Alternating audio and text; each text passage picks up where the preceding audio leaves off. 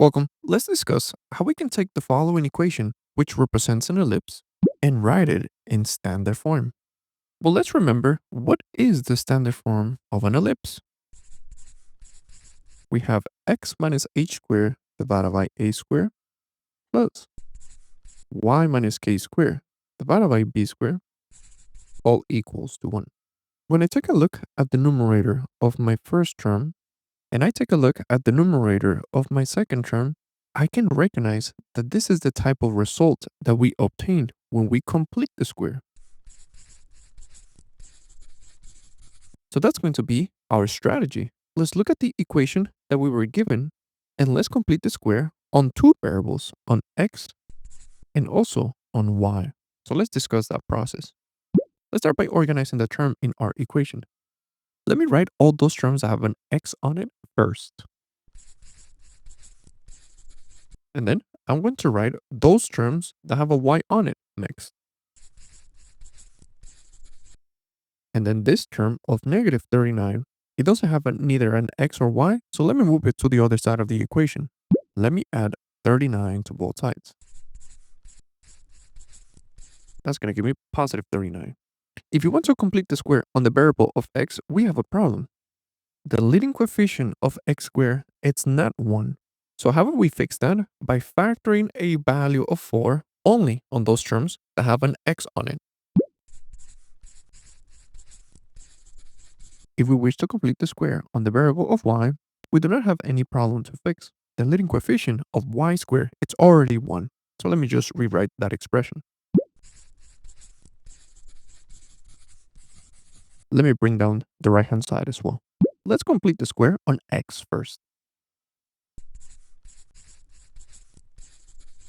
What we need to do, we need to get the value that is in front of x and do two operations to it. First, I'm going to divide it by 2, which is going to give me a value 2, and then I'm going to raise it to the second.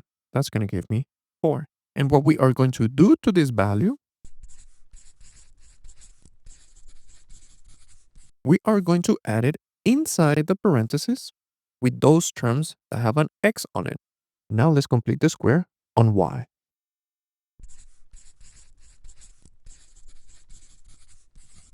Let's get the value that is in front of y, which is negative 6, and do two things to it. Divide it by 2, which is going to give me negative 3, and then square it, which is going to give me 9. Let's add that value right after the y's. The right hand side, let me bring that down. The work that we did to complete the square, let me break that down as well to give myself some space.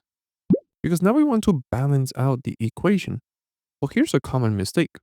It is true that we added 4 on the left. So if you want to balance out the equation, you need to add the same value on the right. But that is wrong. Because notice that the 4 was added inside the parentheses. But in terms of values, remember that there's a 4 multiplying what we added. So in terms of values, what we really added was 4 times 4, which is 16. And for those terms that have a y on it, there was nothing that was multiplied to the value of 9 that we added. So let's add 9 to the right. Now let's simplify our result. When I take a look at what is left inside the parentheses for x, we can factor this out. We can rewrite it as x plus 2 times x plus 2. But that is equivalent to just x plus 2 squared, which is what we wanted. We wanted to complete the square. So let's rewrite it as x plus 2 all to the second. And when I take a look at the y's, we can factor out as y minus 3 times y minus 3, which is the same as y minus 3 raised to the second. So let's rewrite it as such.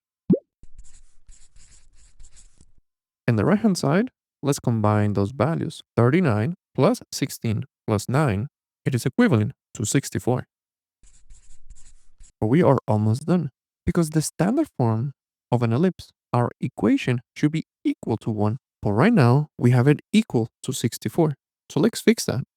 Let me divide 64 to every single term that I have in our equation. And now let's simplify this result. In our first term, we can simplify the coefficients. You can think of this as just having the fraction of 4 divided by 64, which is equivalent to 1 divided by 16. So the first term, we can just rewrite it as x plus 2 raised to the second divided by 16. Our second term, we can just keep it as it is. And now finally, the right-hand side, it is equals to 1. Let me erase our work in the right to have some space to write the last manipulation that we still have to do. When we take a look at the denominators of each of those terms, it needs to be written as some number raised to the second. When I take a look at the first denominator, we have the value of 16. But notice that 16 can be written as 4 to the second. So let's rewrite it as that.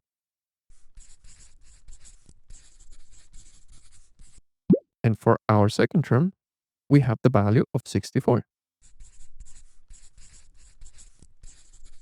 But 64 can be written as 8 to the second. The right-hand side, it is still 1. So we are done. This equation that we have here, it is the standard form of the ellipse that we were given. Hello. If you would like to continue learning about mathematics, you can check out the videos on the left.